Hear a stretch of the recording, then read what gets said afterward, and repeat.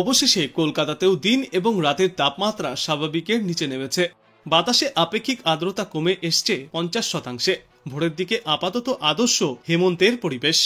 সকাল 10টা থেকে তাপমাত্রা বৃদ্ধি পাচ্ছে, আর্দ্রতা বেড়ে হচ্ছে 90-এর ঘরে। তবে সন্ধ্যা থেকে ফের শুষ্ক মনোরম আবহাওয়া থাকছে কলকাতা এবং পার্শ্ববর্তী এলাকাগুলিতে। এবছর বাংলা থেকে প্রাকবর্ষা বিদায় নিয়েছে 13ই অক্টোবর। তার পরের দিন 14ই অক্টোবর উত্তর পূর্ব ভারতের সমস্ত রাজ্য থেকে বিদায় নিয়েছে দক্ষিণ পশ্চিম মৌসুমী বায়ু। এবার ক্রমশই শুষ্ক হতে শুরু করবে সমগ্র বাংলা। আগামী দিন পাঁচেকে উত্তরবঙ্গ এবং দক্ষিণবঙ্গের কোনো জেলাতেই তেমন কোনো বৃষ্টির পূর্বাভাস নেই, তাই থাকছে না কোনো সতর্কতা। রাজ্যে আগামী দিন পাঁচেকে মোটের ওপর পরিষ্কার আকাশ দেখা যাবে। কোনো কোনো জায়গায় সামান্য সময়ের জন্য মেঘ জমলেও তা বেশি সময় স্থায়ী হবে না। কলকাতা এবং সংলগ্ন জেলাগুলিতে আপাতত সর্বাধিক তাপমাত্রা থাকবে 32 থেকে 33 ডিগ্রি সেলসিয়াসে এবং সর্বনিম্ন তাপমাত্রা ঘোরাফেরা করবে 23 থেকে 24 ডিগ্রি সেলসিয়াসে। তবে পশ্চিমা অঞ্চলের জেলাগুলিতে এই তাপমাত্রা আরও 2 থেকে 3 ডিগ্রি সেলসিয়াস পর্যন্ত কম থাকবে। 20 ডিগ্রি সেলসিয়াসের কাছাকাছিও পৌঁছে যেতে পারে বাঁকুড়া, পুরুলিয়া, বীরভূম এবং পশ্চিম বর্ধমান জেলার কিছু অংশে সর্বনিম্ন তাপমাত্রা। শ্রীনিকেতনের রাতের তাপমাত্রা ইতিমধ্যেই পৌঁছেছে 20 ডিগ্রি সেলসিয়াসের ঘরে। আর আগামী 72 ঘন্টার মধ্যেই একই পথে হাঁটতে চলেছে বাঁকুড়া, পুরুলিয়া, পশ্চিম বর্ধমানের পানাগড় এবং ঝাড়গ্রাম। ইতিমধ্যেই বর্ষার বিদায়ে স্বাভাবিকভাবেই বাড়ছে শীতের প্রত্যাশা। তবে অক্টোবরের শেষে এবং নভেম্বরের প্রায় পুরোটাই একাধিক নিম্নচাপ, ঘূর্ণিঝড় বা পশ্চিমী ঝঞ্ঝার বাধা থাকবে বলে জানিয়েছে মৌসুম ভবন। তাই জাকিয়ে শীত পড়তে ডিসেম্বরের 4 অথবা 5 তারিখ নাগাদ হয়ে যেতে পারে। কিন্তু এরই মধ্যে রয়েছে ফের একবার নিম্নচাপের চোখ রাঙানি। চলতি মাসেই একটি ঘূর্ণিঝড় তৈরির সম্ভাবনাও রয়েছে। বিশেষজ্ঞদের মতে গত কয়েকদিন ধরেই দক্ষিণবঙ্গের বেশ কয়েকটি জেলায় তাপমাত্রা নামতে শুরু করেছে। কলকাতা, হাওড়া, হুগলি, মেদিনীপুর থেকে শুরু করে বীরভূম, বাঁকুড়া, পুরুলিয়া এবং বাদবাকি জেলাগুলিতেও সকালে এবং রাতের বাতাসে ঠান্ডার আমেজ স্পষ্ট বোঝা যাচ্ছে। তবে এখনই জাকিয়ে শীত পড়ার সম্ভাবনা নেই। অক্টোবর মাসের শেষ সপ্তাহে বা নভেম্বর মাসের প্রথমের দিকে তাপমাত্রা আরও কিছুটা নামতে পারে বলেই ইঙ্গিত মিলছে। অন্যদিকে উত্তরবঙ্গের বেশ কিছু এলাকায় এখনও হালকা বৃষ্টির পূর্বাভাস রয়েছে। এদিকে দক্ষিণবঙ্গের আকাশ আপাতত পরিষ্কারই থাকবে। এই সময় থেকে ধীরে ধীরে সকালের দিকে কুয়াশা দেখা দিতেও শুরু করবে। বিশেষত নদিয়া, মুর্শিদাবাদ, বীরভূম এবং উত্তর 24 পরগনার গ্রামীণ অঞ্চলগুলিতে কুয়াশার প্রভাব একটু বেশি দেখা যাবে এই সময়ে। এবারের শীত কতটা জোরদার হবে সে বিষয়ে এখনই নিশ্চিতভাবে কিছু বলা যাচ্ছে না। তবে বিশেষজ্ঞদের অনুমান এবারের শীত স্বাভাবিকের তুলনায় কিছুটা বেশি হতে পারে। বিগত কয়েক বছরের তুলনায় তাপমাত্রার রেকর্ড নিচে নামার সম্ভাবনাও রয়েছে। সব মিলিয়ে বলা যায় যে বর্ষার বিদায়ের সঙ্গেই শুরু হয়ে গিয়েছে শীতের আমেজ। গত কয়েকদিন ধরেই কলকাতার তাপমাত্রা স্বাভাবিকের নিচে রয়েছে। গতকাল কলকাতায় সর্বোচ্চ তাপমাত্রা ছিল 31.9 ডিগ্রি সেলসিয়াস, যা স্বাভাবিকের চেয়ে 0.7 ডিগ্রি সেলসিয়াস কম। আজ সেই তাপমাত্রা থাকবে প্রায় একই রকম, 30 থেকে 32 ডিগ্রি সেলসিয়াসের মধ্যে থাকবে সর্বোচ্চ তাপমাত্রা। অন্যদিকে সর্বনিম্ন তাপমাত্রা থাকবে 24.1 ডিগ্রি সেলসিয়াসের আশেপাশে। আজকের পর আগামী 2 থেকে 3 দিনে এই তাপমাত্রা আরও কিছুটা নেমে আসবে। আন্তর্জাতিক আবহাওয়া গবেষণা মডেলগুলির তথ্য অনুযায়ী পরবর্তী ঘূর্ণিঝড়ের সম্ভাব্য তারিখ 27শে অক্টোবর।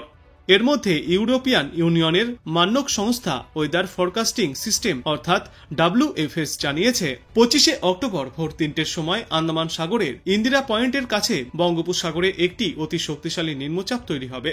মডেলটি অনুযায়ী 27শে অক্টোবর সকালে এই নিম্নচাপ তামিলনাড়ুর উপকূলের কাছে পৌঁছাবে। এরপর বাতাসের অভিমুখ পরিবর্তিত হতে পারে। পরিস্থিতি অনুযায়ী এটি তামিলনাড়ুর উপকূল থেকে পশ্চিম দিকে পুদুচেরির উপকূল বরাবর আরব সাগরের দিকে চলে যেতে পারে। আবার অন্য সম্ভাবনা হলো এটি তামিলনাড়ুর উপকূল থেকে বঙ্গোপসাগর বরাবর অন্ধ্র এবং উড়িষ্যার উপকূল হয়ে অর্থাৎ গোপালপুরের কাছাকাছি ল্যান্ডফল করতে পারে। তবে জানা গিয়েছে এই মুহূর্তেই ঘূর্ণিঝড়ের গঠন এবং শক্তি সম্পূর্ণভাবে স্থির না হওয়ায় এর চূড়ান্ত পথ এবং প্রভাব নিশ্চিত করে কিছুই বলা যাচ্ছে না। আবহাওয়াবিদদের মতে গত কয়েকদিন ধরেই দক্ষিণবঙ্গের বেশ কয়েকটি জেলায় তাপমাত্রা ক্রমশই নিচে নামতে শুরু করেছে।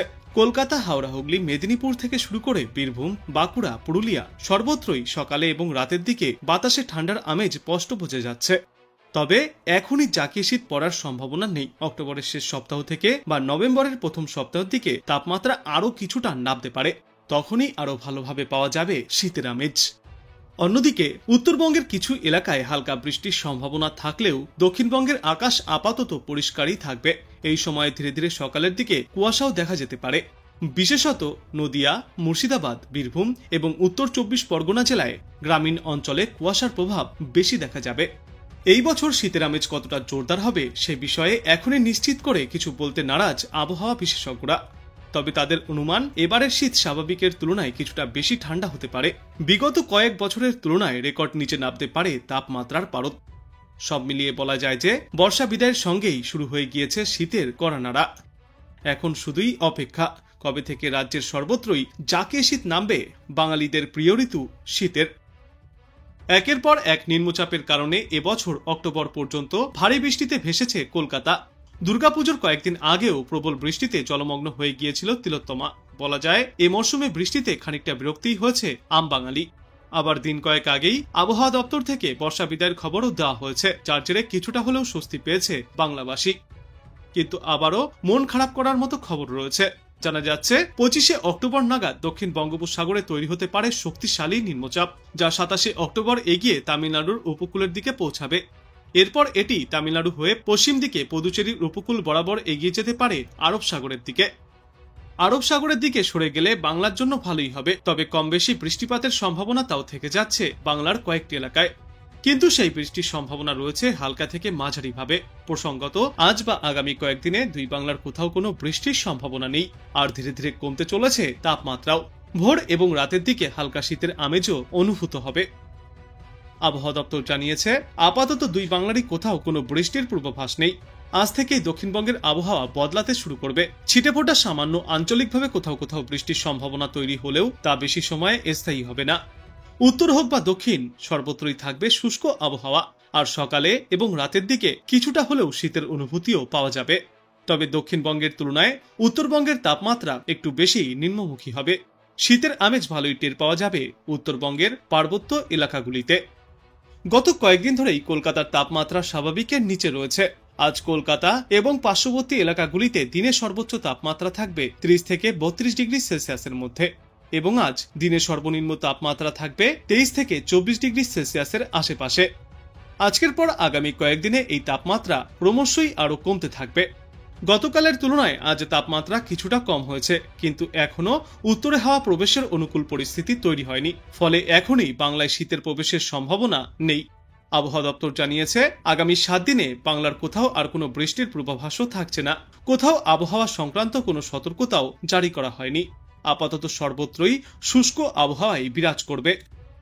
এই বছর দুর্গাপুজোর আগে ভারী বর্ষণ হয়েছিল কলকাতায়। পুজোর শেষে প্রবল বর্ষণে ভেসেছিল উত্তরবঙ্গ। কম বেশি বৃষ্টিপাত চলেছিল দক্ষিণবঙ্গের জেলাগুলিতেও। অন্যান্য বছর সাধারণত অক্টোবর মাসের প্রথম 10 দিনের মধ্যেই বাংলা থেকে বিদায় নেয় প্রাক বর্ষা। তবে চলতি বছরে রাজ্য ছেড়ে যেতে তার চেয়ে কিছুটা বেশি সময় লেগেছে দক্ষিণ পশ্চিম মৌসুমী বায়ুর। তবে এদিন বিশেষজ্ঞরা জানিয়েছেন ইতিমধ্যেই আনুষ্ঠানিকভাবে বিদায় নিয়েছে প্রাক বর্ষা। তবে শুধু পশ্চিমবঙ্গেই নয়, দেশের একাধিক প্রান্ত থেকেই গত সোমবার বর্ষা বিদায় নিয়েছে। ঝাড়খণ্ড, কর্ণাটক এবং তেলেঙ্গানার কিছু কিছু অংশ, গোয়া এবং মহারাষ্ট্রের অধিকাংশ অঞ্চল থেকেই আনুষ্ঠানিকভাবে সরে গিয়েছে দক্ষিণ পশ্চিম মৌসুমী বায়ু। বিশেষজ্ঞরা জানিয়েছেন আগামী দিন 5 উত্তর দক্ষিণ সর্বত্রই আর কোথাও কোনো বৃষ্টির পূর্বাভাস নেই। আর প্রাক বর্ষা বিদায় নেওয়ায় এবার সমগ্র রাজ্য জুড়েই আবহাওয়ায় আসতে চলেছে বড় পরিবর্তন। দক্ষিণ পশ্চিম মৌসুমী বায়ুর স্থান দখল করতে শুরু করবে উত্তর উত্তর পশ্চিম দিক থেকে আসা শীতল হাওয়া। তবে বাতাসে এখনো জলীয় বাষ্পের উপস্থিতি থাকায় তাপমাত্রা আপাতত খুব দ্রুত নামবে না বলেই জানিয়েছেন বিশেষজ্ঞরা।